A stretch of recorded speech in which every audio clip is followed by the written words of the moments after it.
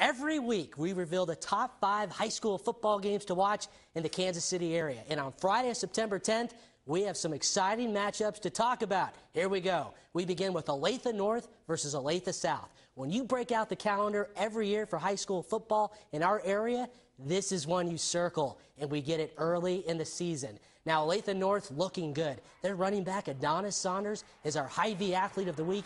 He had 160 yards rushing on just 6 carries against a great Shawnee Mission West team. Olathe North won 29-22 in Week 1. Olathe South, they got off to a sluggish start, losing 42-23 against the Lawrence Free State. Falcons have a new look wing T offense. Olathe North has beaten Olathe South the last 2 years. It's going to happen again.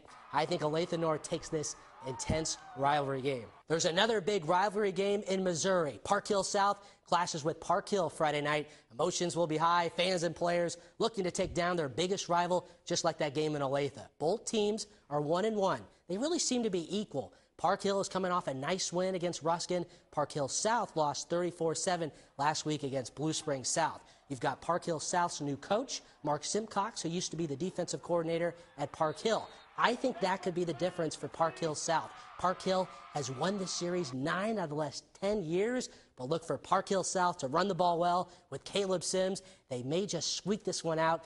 It could go either way. Now to 2 powerhouses going at it. Ray Peck is at Liberty. Expect some fireworks in this one. Both teams have electrifying offenses. Ray Peck, of course, has star quarterback Cameron Kaufman, who's getting recruited by Division I schools. Ray Peck put up 53 points in a win against talented Lee Summit last week.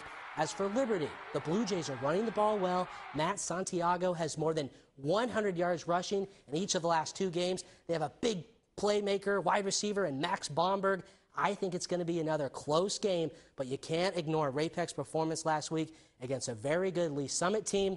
I look for Ray Peck to get the road victory, but it's going to be close. Maybe the most intriguing matchup of the night is Rockhurst at Blue Springs South. Now, Blue Springs South struggled last year, just a 4-6 record, but the Jaguars are receiving a lot of buzz this year after a 2-0 start. A win against Rockhurst would definitely prove that Blue Springs South is back. Rockhurst, what can you say? A 2-0 start with wins against Blue Springs and then Hutchinson on the road. Blue Springs is a powerhouse, and Hutchinson has won 6 state titles in a row. Rockhurst is looking good with running back Noah Pearl, who had 3 touchdowns last week. It's hard not to pick the Rock in this game against Blue Springs South, but I think it will be a Rockhurst victory by just 7 points or less. Speaking of a close game, that's what you can expect when Sumner takes on Harmon. Don't go to sleep on this one. These are the 2 top teams in KCK, and they mean business. Sumner is always tough, and hello, Harmon. Remember these 2 names, Herman and Isaiah Ming. The Ming brothers are 2 stars in the making for the Harmon Hawks. They combined for 6 touchdowns last week against Washington. Herman is a senior, is considered an athlete. He can catch touchdowns and pull off interceptions.